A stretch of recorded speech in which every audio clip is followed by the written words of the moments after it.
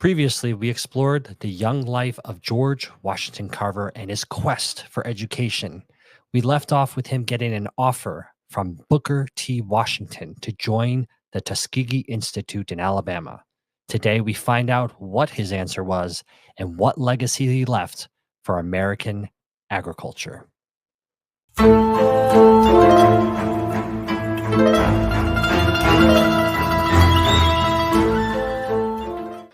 I'm very glad indeed that this promotion has come to you. You certainly have worked for it and earned it. I remember when I first met you, you said you wanted to get an agricultural education so you could help your race. I'd never known anything more beautiful than that said by a student. I know the taste you have for painting and the success you have made, and I said, why not push your studies along the line to some extent? You replied that that would be of no value to your colored brethren. That also was magnificent. Now you have a fine opportunity.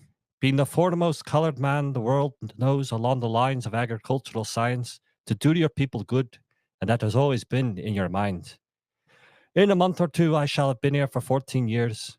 And looking back over what I've been doing, I've come to the conclusion that it was worth doing, and that there is no justification for a man's holding a position in the federal or state government service unless he has succeeded in making his service valuable to his fellow man. So go on, my dear Carver. You are not to surprise me by anything you may elaborate, because I know the thoroughness of your fundamental training. The old doctors around Ames did good work with you, and you're a very industrious student. Wishing you the full realization of the highest and holiest aspirations, I remain your friend, James Wilson. And that, Patrick, was James Wilson, of course, taking a stab with my Scottish accent there, Oh, because great. he was born in Scotland, moved to the U.S., was a teacher. Actually, you pointed this out in the first part of our Carver series. Right. He was I think it was the dean of agriculture at Iowa State. Yes. He went on to become secretary of agriculture for the U.S. government, and Carver and Wilson remained good friends throughout all this time. And actually, this was a letter that Wilson wrote in response to Carver's letter when he shared, obviously, in the top of that quote, he got a promotion. And so I thought that was a good way to start our second part of Carver. Because we're returning back to the man today. This remarkable life of this man whose scientific genius and just his dedication to agricultural reform just helped reshape the American South, which is what we're going to talk today. We're finally going to talk about produce. Last part was not a lot of produce, but today is jam-packed with produce. You know, you're so right, John. And the last time we did explore Carver's early years, right? His birth into slavery, his relentless pursuit of education, which I loved, and the sheer determination that led him to become one of the most celebrated Black scientists of his time. Now, today, we find him stepping into a new world, though. A whole new world. And if listeners recall, in our last episode, we left things on a bit of a cliffhanger. Do you remember, John? I do. So Carver was offered a position with less pay, less resources, and more work. That wouldn't fly in today's world. But, sounds like a great job offer. Yeah, sounds like an amazing offer. And that offer, of course, was from a Mr. Booker T. Washington with the Tuskegee Institute of Alabama. And do you know what Carver's response was, John? Well, I do, but why don't you tell everybody that's listening? Yeah, no. So he accepted, stating, and I quote, "It has always been the one great ideal of my life to be of the greatest good to the greatest number of my people possible. And to this end, I have been preparing myself these many years, feeling as I do that this line of education is the key to unlock the golden door of freedom to our people." Right. Well, and actually, before you continue, for those not familiar with Tuskegee Institute, which is today Tuskegee University, it's still around. This institute was founded on July 4th, 1881, by a lot of people get confused with this. Some people think it was founded by Booker T. Washington, but no, it was actually founded by Lewis Adams, who was a local black leader of his community, and George W. Campbell, who was a banker, merchant, and former slaveholder. And this school was meant to be a place of higher education for black people. But at the same time, it wasn't just a school. It was this grand social experiment designed to uplift an entire community through education and self-sufficiency. And Booker T. Washington, who many people might recognize that name, was a leading black statesman of the day, who himself was actually also a former slave and happened to also be the Institute's first principal. And Booker had a very clear vision. This was not just about teaching students to read and to write, which of course were very important things, but it was also about equipping them with practical skills so they could take this back into their communities. Which is amazing too, right, John? I mean, I think that's one thing we don't. And is it bad that when I hear like the Booker T, I think of like wrestling sometimes? Is there a wrestler? I don't know. Like, I'm gonna stop right there. But Okay, well, we won't go down that tangent today. we won't go down the Save that tangent for a bonus episode. today. But you're so right. And John, the heart of the vision was ag. Okay. Yep. In the Gulf states, everyone, where 85% of black people were farmers, Washington and the Institute's board of trustees knew that agriculture education had to be a top priority, but they needed someone who could teach not just farming, but scientific farming, and who's better than the only African American in the nation with an advanced degree in scientific ag? Only one George person. Washington Carver. Yeah. Okay. And Carver saw this as, his great calling. And as I read in his acceptance letter to Washington, Carver believed that education in agricultural science could quite literally be the way to black economic freedom, John. Yeah, absolutely. So let's paint the scene with Carver entering Tuskegee. So it's October 1896. Carver, he's now about 35 years of age. He's boarding a train for Alabama. And as he travels south, his excitement is mixed with a degree of growing dismay. He actually later recalled in a 1941 radio broadcast how the golden wheat fields of Iowa gave way to something very different. And that was acres upon acres upon acres of cotton and really not much else. And the landscape, as Carver described it, was bleak. Scraggly cotton plants grew right up to the doors of tiny cabins. The soil was cracked and eroded. The cattle were scrawny, and the people, well, as he put it, quote, everything looked hungry. The land, the cotton, the cattle, and the people. And this was really the great tragedy of the post-Civil War South. Black farmers were just still trapped in this exploitative sharecropping system, forced to grow cotton year after year. And cotton might have been and was a profitable crop, but it was really extremely ruinous for the soil. With its shallow roots and this relentless monocropping, it just drained the land of nutrients, left farmers in this endless cycle of debt. So Carver arrives at Tuskegee determined to change all this. But, and Patrick, this is a big but, his welcome isn't exactly warm. Mm-hmm. I like how you say it's a big but. It's a big but. It's a big but. Okay. And so why wasn't it so exactly warm? So, it wasn't. It was not at all. And Booker T. Washington, recognizing Carver's, I would say, his talent was just, you can see it from miles away, right? Seriously. And so he offered him an unusual, generous salary, $1,000 a year, John. Okay. Not bad for back then. Plus room and board. So when most faculty were earning less than half of that, in fact, the average salary for a Tuskegee faculty member was less than $400 a year. Okay. So this unsurprisingly ruffled a lot of feathers, okay? Faculty members resented his privileges, 2 rooms instead of one of him and one of his plant specimens, an outsized salary, and perhaps most of all, the fact that Carver had a master's degree from a white institution. Many saw him as arrogant. Now, To make things worse, Carver was not a natural admin. He was a dreamer, a person who liked to explore, and he researched.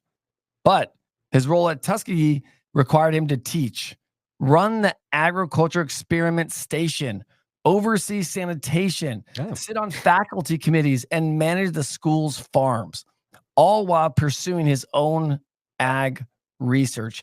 It was impossible. Literally an impossible workload. Okay. And while Carver was never shy about letting Washington know he was unhappy, yet for all these tensions, Carver would go on to develop one of the most innovative agricultural programs of his time, one that would change not only the South, but agriculture education around the world, John. yeah. But Wow. I think it's important to know though that agricultural education wasn't exactly popular in the South. No, No. still, like I say, it still isn't, man. I mean, listen, Yeah, as funny as it probably not. sounds, I mean, I went, I graduated from an ag school, right? Fresno State. Yeah. And I grew up in, the Central Valley of California where we feed, billions of people throughout the world. And I remember starting and my dad told me, you need to get an ag degree. Man, I got into like 2 ag classes and I was like, this is the dumbest thing I've ever done in my life, right? And it was more because what happened was, John, is they specified it so much to certain things like ag accounting, Yeah. ag, everything. There's no hands in the dirt kind of. It was everything with ag in front of it. Yeah. Ag philosophy, ag this, right? And then I switched degrees and got an entrepreneurship degree because I wanted to learn how to run a business. Like my dad always said, you already have a PhD in farming and ag. You've been working in it, right? Yeah. Go to school to learn something you don't know. And that's what I did, right? So I combined my years of entrepreneurship and ag together for combined knowledge. But I agree. I mean, agricultural education is very tough. It's very hard because It's a tough farming sell. is done differently around the board everywhere you go. Oh yeah. I mean, like you said, it's a tough sell, and for the case of the Southerners at this time down in that region, many believe they already knew everything they need to know. Like you said, they worked the farm. It was most their of them were life. doing cotton. It was their life. And so these young students that are coming into Tuskegee saw the school as a way to actually escape farming entirely. But Carver wasn't going to have any of that. He was determined to change that mindset. And one of his many duties at Tuskegee, as you already mentioned, actually, Patrick, was managing the agricultural experiment stations and farms. And these farms had to produce and sell crops to generate revenue for the Institute, because at this time, the Institute was pretty darn cash strapped. And so while those facts remain, Carver saw something deeper. He saw wasted land. He saw wasted labor and this one crop system of agriculture that was running itself into the ground. And he once said, and I quote, "The virgin fertility of our southern soils and the vast amount of unskilled labor have been a curse rather than a blessing to agriculture." Woo. Yeah. No bueno there. No bueno there. I mean, it happened. And, John, I don't think he was wrong. No. The South's dependence on cotton had depleted the soil, and the destruction of forests has only made things worse. Pests, fungal diseases, and poor farming practices have created an ag crisis, everyone. That's right. And John, we gotta keep remembering that it is at these experimental farms where he tested practices, enhanced soil fertility by taking kitchen waste and tilling it back into the fields, also adding all of the school's organic waste, paper, weeds, street sweepings, anything that would rot. By enriching the soils and the Institute, Tuskegee began to make money from the land, okay? As Rackman Holt wrote in her book, the loss from the station the first year was $2.50 an acre. The next year, also, the ledger read $2.50, but in black instead of red. Mm-hmm. In 7 years, with no commercial fertilizer whatsoever, it profited $75 an acre. Dang. So, as we can see in this one example, Carver believed the real change would require a complete shift in how farming was done, starting with education. And one of the ways Tuskegee tackled this problem was through its annual farmers conferences, okay, which actually continues to this very day. These annual gatherings introduce farmers to new methods in ag, home construction, food processing, and more.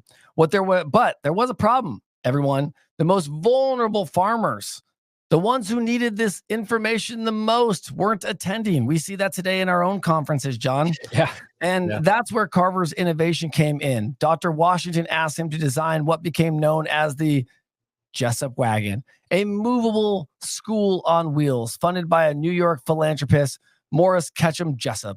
This mule-drawn wagon was equipped with everything needed to hands-on demonstration in farming and home economics. Carver never operated the wagon himself, but he designed it, selected the equipment, and even suggested lecture topics. Starting May 24, 1906, the Jesup Wagon went directly to farmers' homes, teaching them about crop rotation, introducing alternative cash crops, fertilization, and even self-sufficiency. This was groundbreaking. The Jesup Wagon became the model of the first Black demonstration agent employed by the federal government, and it played a crucial role in improving Black farmers' lives in the South. And its impact wasn't limited to the US, my friend. The idea of the movable school spread worldwide. Versions of it were introduced in China, India, Macedonia, and even the southern Rhodesia, each adapted to fit local needs. In Albania, for instance, where roads were scarce, donkeys carried the educational materials along a narrow mountain trail. Regardless of how the lessons arrived, the goal was the same, was to bring knowledge directly to the people who needed it the most. Yeah. It's pretty amazing, huh? You can't beat that. No, we should have that today. Well, I guess in some ways we still do, but Yeah, but our not to that our degree. industry is so divided. Yeah. And I've noticed that even just being in overseas the last few weeks. And it's just so interesting how we look at things as Americans. And again, you guys, everybody knows I am American, but my father's an immigrant. Yeah. We're both Um, actually we're both the same story. We're both American, but our yeah. fathers are both immigrants. Yeah. Right. And we're both the firstborn here in the US. And Yeah. I always say, like, I love our heritage. I love being born here, but we have this thing with Americans. We're called ignorant, and we don't know what we don't know, which is fine. And I get it. And you know what you know. But sometimes, man, we as Americans put blinders up and we believe something else is, oh, well, that's how we all live. We all live this way. This is how everywhere lives. And it's not true. Right. And No. the way people view our country from the outside is completely different how we view our country from the inside. Yeah. So I think I always say, like, I think it's great because what they were doing was growing together. And today, in where we are today, we still need to have that mindset of growing together, right? Yeah. Yeah. Well, let's bring it back to Carver, because while he developed this this amazing tool to create outreach to the community, he wasn't just interested in getting farmers to grow different crops. He wanted them, again, to fundamentally change how they thought about farming. That was his goal. So he, like you said, Patrick, he encouraged farmers to be self-sufficient, to grow their own food instead of relying on store-bought goods, which honestly often consist of just cheap meats, starch purchased in the stores of white landholders, just not healthy food. We see that to a degree today, even in these poor communities. And also just to make use of natural resources instead of going into debt buying expensive fertilizers and supplies. So it's about being self-sufficient in your nutrition as well as in your pocketbook. So as an example, he advised farmers to compost instead of purchasing commercial fertilizers. He taught them how to make paint from clay and soybeans, soap from homegrown ingredients, and even how to preserve their own food. And when he encouraged them to grow vegetables, let's all be honest, a lot of people not super enthusiastic about vegetables, cooked in the raw. You gotta make them more more flavorful. And he was aware of this, Carver. He made sure that the farmers' wives knew how to cook and store these vegetables properly, and bring them jars in his trips to teach them canning and pickling techniques. Because if they weren't going to enjoy eating them, they weren't going to grow them. So that was very important. So he was really ahead of his time in more ways than one.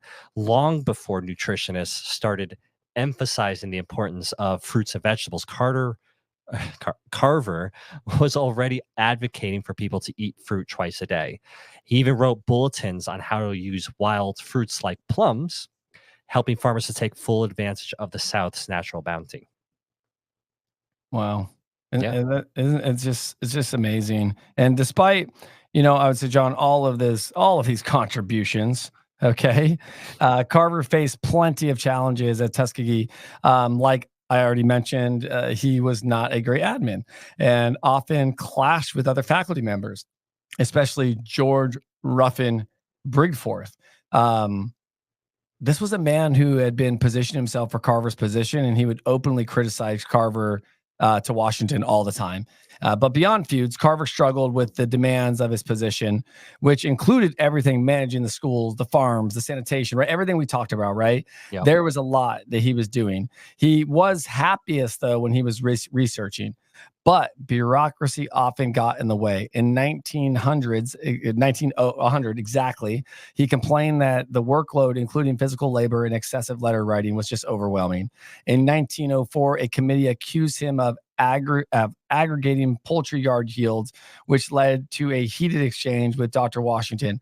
Feeling personally attacked, Carver even offered his resignation over the issue. In fact, Carver threatened to resign multiple times. Whenever the ag program was recognized, whenever that he disliked a teaching assignment, or whenever he felt he wasn't being given enough resources, Washington, for his part, usually smoothed things over. But tensions between them remained. So, particularly because of the whole admin control, John. I Yeah, mean, Carver and we wasn't see that a a lot. he did not like admin at all. That was not what he signed up for. But Yeah, me neither. but there is actually one memorable disagreement that happened over a bulletin Carver wrote on sweet potatoes. Washington has suggested that Macon County be listed as the birthplace of the sweet potato, and I'm just going to read a passage from Rackham Holt's biography about Carver that recounts this thing, because it gives you a little bit of a window into the kind of tensions that Carver and Washington had. So it goes like this. Professor Carver had written it and turned it over to Mr. Washington for approval. When he went to see the principal about it, Mr. Washington was seated at his desk. He picked up his pen. I see you say that nobody knows where the sweet potato originated. That's right. Nobody knows? Nobody knows. Then let's say it was Macon County. He dipped his pen into the inkwell and started to insert Macon County. But Professor Carver quickly interrupted him. Mr. Washington, you can't do that. Just things must be known and classified. If you want to sign that bulletin, all right. But if you want me to sign it, you'll have to leave it alone. I can't let it go out under my name. Why not? Let's give the sweet potato a home.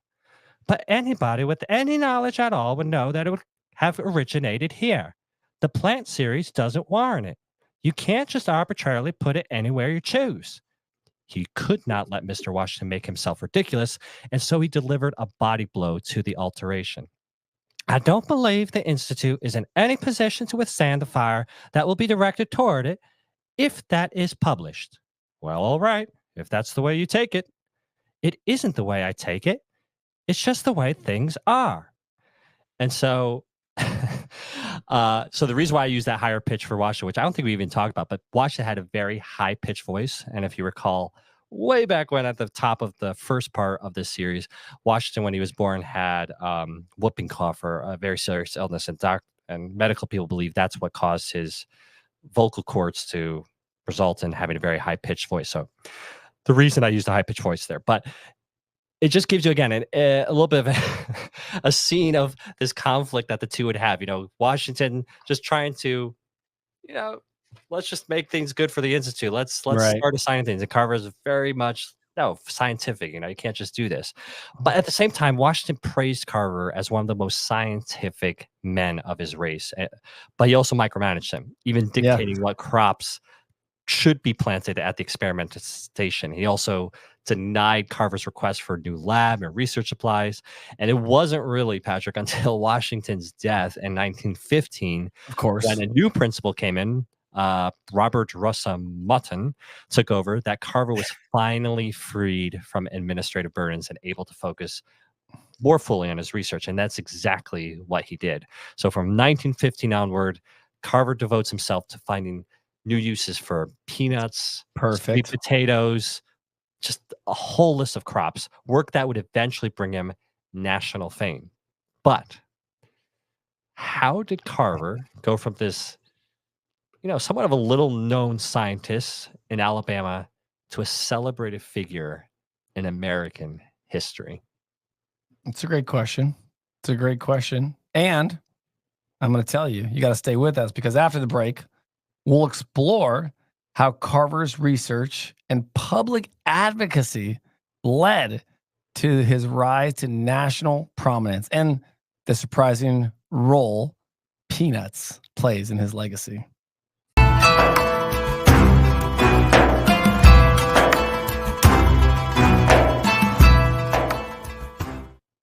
Hello, everybody. Welcome back to the history of oh my God, I almost said the history of Patrick, the history of fresh produce. I'm here. Patrick's here. We're going to start a new John series, the has history of missed. Patrick. Listen, we have Oh my not recorded goodness. in a week, and that's how much John This is missed what me. happens. This is I what get it. happens. Thank you, sir. I appreciate you.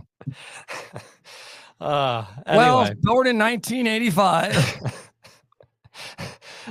Turning our attention back to Carver, though. So before the break, we've been discussing George Washington Carver's pioneering That's work in great. agricultural science, right? He's at Tuskegee. He's trying to push forward his passion on agricultural science, get people excited by farming. 100%. We're going to turn our attention now. We're going to turn attention to one of his most lasting contributions, and one that probably most people, when they hear the name George Washington Carver, think of, and that's his work with peanuts, but also sweet potatoes. No, 100%, John. And you're so absolutely right. Okay. Carver's genius wasn't just in growing these crops, though, it was in showing how they could transform the entire Southern agricultural landscape. He understood that cotton had been absolutely exhausting the soil, stripping it of all of its nutrients and leaving farmers in dire straits. Well, his solution? Crop rotation with nitrogen fixing plants like peanuts, soybeans, and cowpeas. And what's fascinating, everyone, is that Carver wasn't just thinking about soil health. He knew that convincing farmers to plant alternative crops to king cotton meant ensuring that there was a market for them. Otherwise, why would they even listen? Right? Why? Exactly. But Why would you go with that? you tell us. I will. So peanuts and sweet potatoes weren't just good for the land. They were incredibly versatile. So take the sweet potato, for example. It's one of the most resilient crops you can grow. I mean, failure was practically unheard of. And with the right care, you could even get 2 harvests a year. And Carver, of course, always the innovator, managed to increase the average yield from 37 bushels per acre to a staggering 266 bushels. It's amazing. I mean, that's quite an increase. But of course, there was the problem of perishability, right? That's something we all deal with, you and I, Patrick, in our industry. So what Carver realized was that if you could remove enough water from the sweet potatoes to inactivate the enzymes, you could extend their shelf life dramatically. And he made sure that even the simplest farmers could do it, because that was key. You couldn't be a sophisticated, difficult process. He needed everybody to be able to do it. And to do that for sweet potatoes, it just took drying them on the stove or in the sun, right? Everybody, for the most part, can do that. And so that's where Carver's ingenuity really shines. He wasn't just developing methods for farmers to grow food. He was finding ways to make these crops more valuable. Dried and roasted sweet potatoes could be used as coffee substitute, a trick that had been around since the Civil War. And he wasn't alone in recognizing their potential, right? We've seen this when we've done our episode on the potato in general, not sweet potato, but just regular potato. Native Americans had used sweet potatoes for dyes and even alcohol production. But Carver again took it further.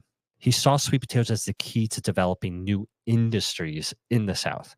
So at a 1905 farmers conference, one of those conferences that you talked about at the first half of this episode, Patrick, he made a compelling argument.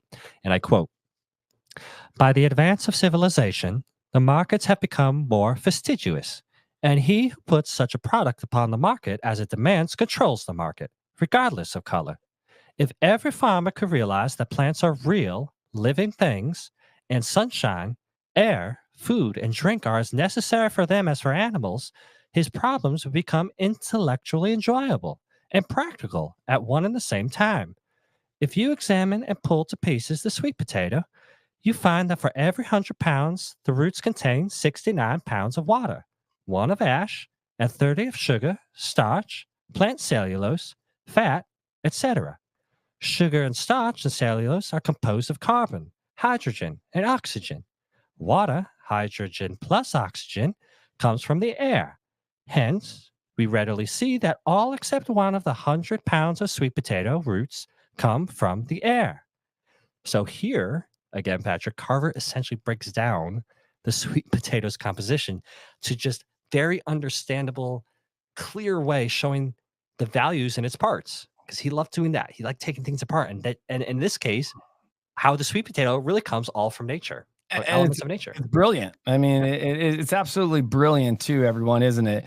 And it wasn't just sweet potatoes. Carver's approach to peanuts was equally groundbreaking. Now, let's be clear.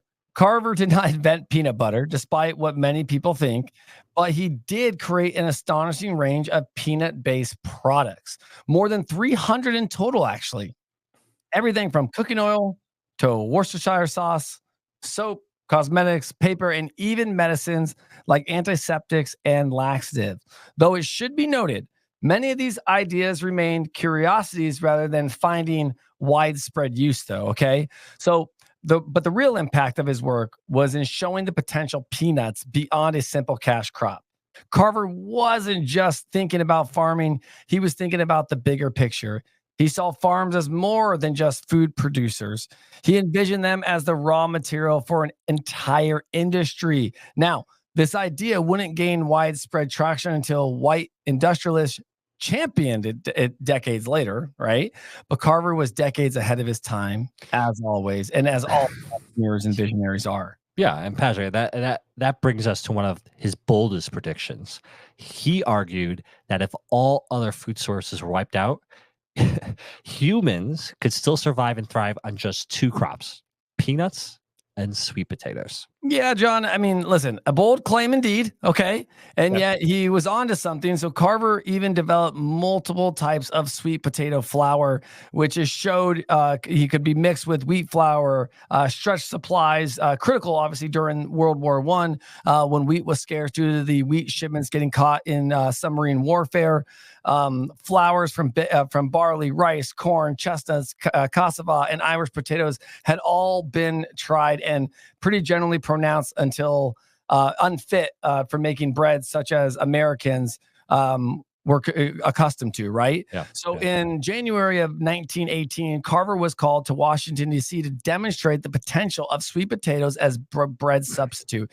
He met with army bakers, chemists, and dietitians, and true to form, he didn't just theorize. He baked bread for the committee, proving its viability. The experts, initially skeptical, were won over, John. So they determined that sweet potatoes could be the best wheat flour alternative yet discovered. But John, this was not what propelled Carver to fame. In fact, not much action was taken by DC on this research at all. So let's fast forward to 1920, a year where American peanut farmers were in trouble. Many farmers were replacing cotton acreage with peanuts, but they were being severely undercut by cheap peanut imports from the Republic of China, and profits were plummeting. Uh-oh. This sounds Okay. familiar. Oh, it does. Everybody, we go just blast from the past, repeating history. So while their livelihoods are at stake, the peanut farmers knew they needed it to act fast. By 1921, representatives of the peanut industry were gearing up to appeal directly to Congress for help. They wanted a tariff, something to level the playing field and protect American grown peanuts from foreign competition. And that is where we get one of the most fascinating moments in history of ag policy, because when the peanut industry needed a strong advocate, they turned to many considered an unexpected figure, who was George Washington Carver. To the rescue. Yep. And that's exactly what they did. And Carver at this point had already 100%. gained somewhat of a reputation for his agricultural research, particularly in Yes. peanuts. Okay. So around this time, he had actually wowed members, all white men, by the way, Oh, yeah. of the Peanut Growers Association with a presentation at their convention in 1920. And they believed that Carver was the man to take the case before Congress. Now, this was extraordinary because due to segregation and the racial politics of the time, it was highly unusual, almost unheard of, for an African American to appear as an expert witness before Congress.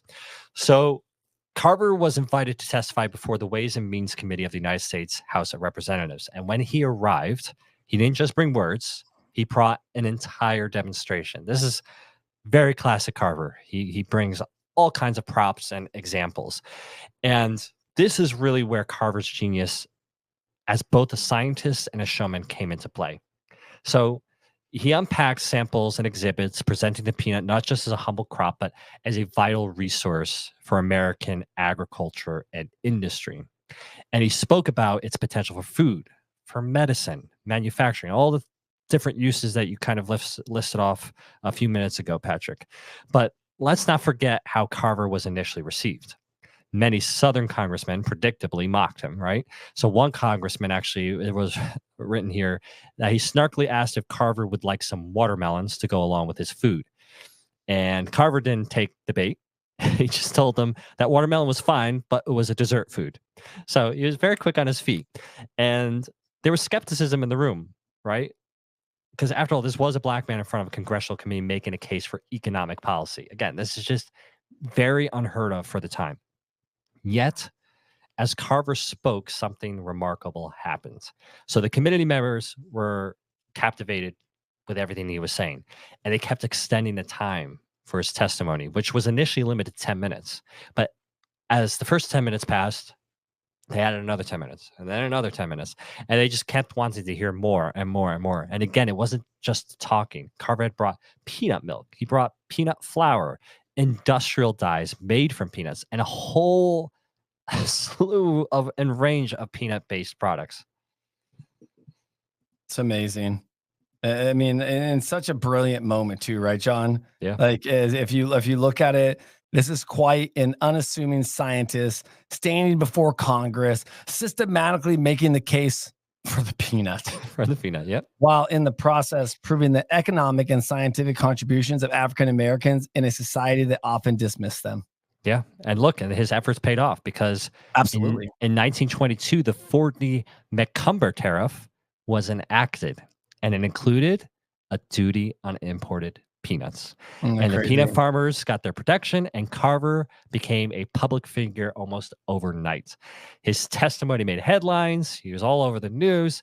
He wasn't just a scientist anymore. He was now a national figure, the Peanut Man. The Peanut Man. The Peanut Man. And from here, his influence is only going to grow. Right. And as George Washington Carver entered the final decades of his life, he had fully embraced his status as one of the most celebrated scientists in America. But rather than retreating into a quiet life of study, he took to the road, tirelessly promoting Tuskegee University, the agricultural potential of peanuts and sweet potatoes, and his broader message of racial harmony. Despite his aversion to personal wealth, Carver was very much a public figure, receiving a seamlessly endless stream of letters from admirers and inquirers worldwide.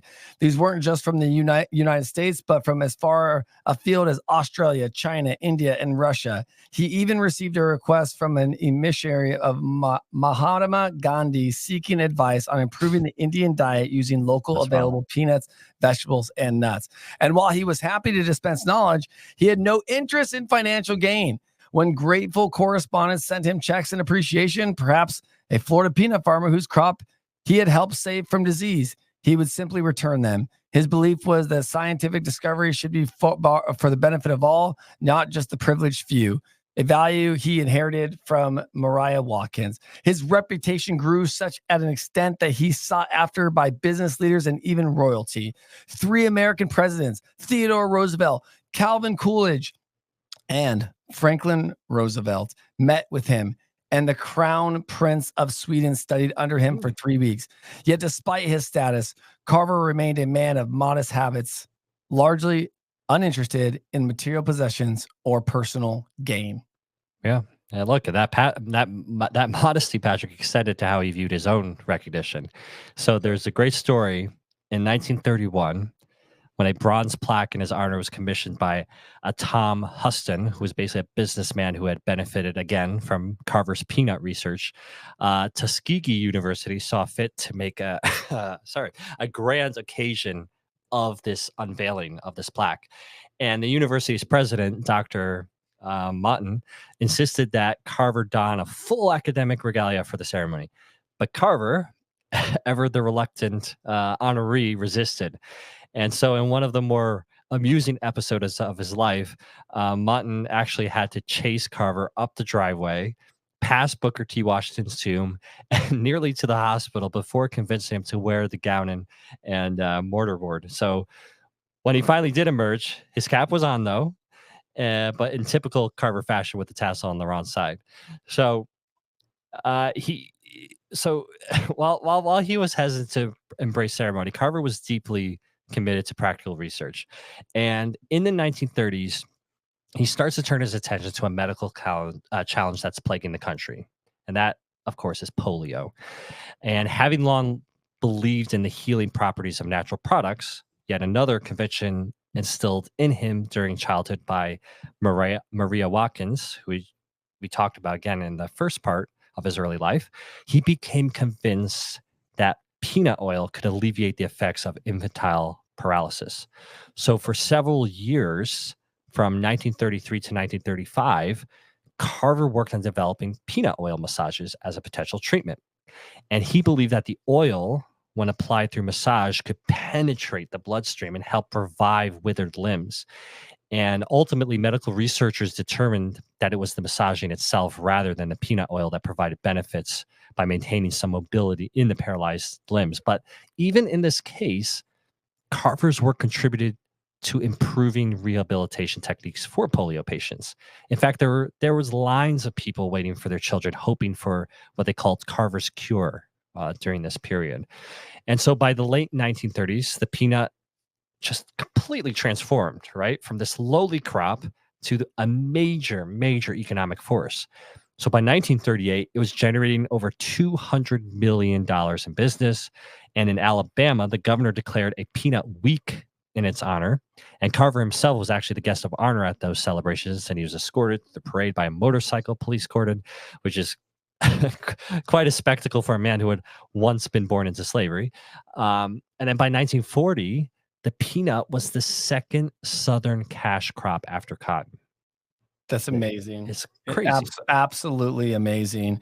But John, his contributions, though, let's talk about that for a second. As we're wrapping this up, though, his contributions to agricultural science extended well beyond peanuts, though. He was involved in the USDA disease survey from 1935 to 1937 and became an enthusiastic supporter of the chemergy movement, a push to find industrial use for ag products during the Great Depression. This brought him into contact with one of America's most famous industrialists, Henry Ford. Ah. Ford was an avid proponent of chemergy, and he saw in Carver a kindred spirit. The two developed a warm friendship, with Carver addressing Ford in letters as "my beloved friend" and "the greatest of all my inspiring friends." In 1938, Ford visited Tuskegee, and 2 years later, Carver was his guest at the automaker's Georgia estate. In fact, with rubber shortages during World War II, Carver and Ford worked together and experimented with different crops, including sweet potatoes and dandelions, eventually devising a way to make rubber substitute from goldenrod and plant weed. Ford deeply respected and cared for Carver, recognizing Carver's frail health in his later years. Ford had an elevator installed at his dormitory at Tuskegee so he wouldn't have to struggle with the stairs. It was a small but telling gesture of respect for a man who had spent his life dedicated and life in service to others. As Carver entered into his 70s, he remained committed to his mission. In 1938, he established the George Washington Carver Foundation at Tuskegee, donating nearly $60,000 of his personal savings, over $1 million in today's money, to ensure that ag research would continue long after his passing. In his final years, Carver formed a close bond with a young scientist named Austin W. Curtis Jr., a Cornell-educated researcher who worked alongside him at Tuskegee. Okay, in fact, Carver instructed that a percentage of the royalties for his biography be given to Curtis. And in the late 1942, Carver suffered a fall down a flight of stairs that he never fully recovered from. January 5th, 1943, as he lay in his bed, Tuskegee's cooking teacher brought him a tray of food. He took only a few sips of milk and whispered, "I think I will rest now." And so he did. George Washington Carver passed away that day around the age of 78 years old. And fittingly, he was laid to rest next to Booker T. Washington at Tuskegee University. His epitaph reads, He could have added fortune to fame, but caring for neither. He found happiness and honor in being helpful to the world. Remarkable, man. Remarkable life, legacy, and really endures to this day. I Yeah. mean, just thinking about all the things that he did and the ripples that led to things that we see today. I mean, Oh, it's amazing. regenerative farming. I mean, think about how big that is. Say that he planted the seeds for that Yeah, movement. he did. Biofuels, that whole chemergy movement, also big contributor to that. I Oh, mean, the 100%. list goes on and on. I mean, honestly, you could probably do a lot more episodes on everything that he accomplished. But um, again, it just shows you the the amazing character of this man who again was born into slavery, who didn't have a shot in hell of No, anything, but went on to completely transform American agriculture in the modern era. I love So it.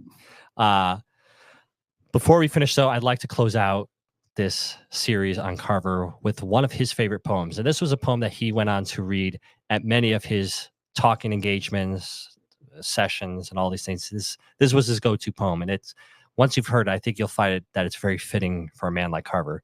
So the poem is called Equipment. Figure it out for yourself, my lad. You've all that the greatest of men have had. 2 arms, 2 hands, 2 legs, 2 eyes, and a brain to use if you would be wise. With this equipment, they all began.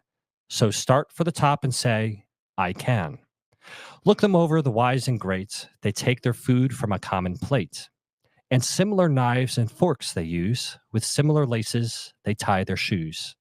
The world considers them brave and smart, but you've all they had when they made their start. You can triumph and come to skill. You can be great if you only will. You're well equipped for what fight you choose. You have legs and arms and a brain to use. And the man who has risen great deeds to do began his life with no more than you. You are the handicap you must face. You are the one who must choose your place. You must say where you want to go, how much you will study the truth to know. God has equipped you for life, but He lets you decide what you want to be. Courage must come from the soul within. The man must furnish the will to win. So figure it out for yourself, my lad. You were born with all that the great have had. With your equipment, they all began. Get hold of yourself and say, I can.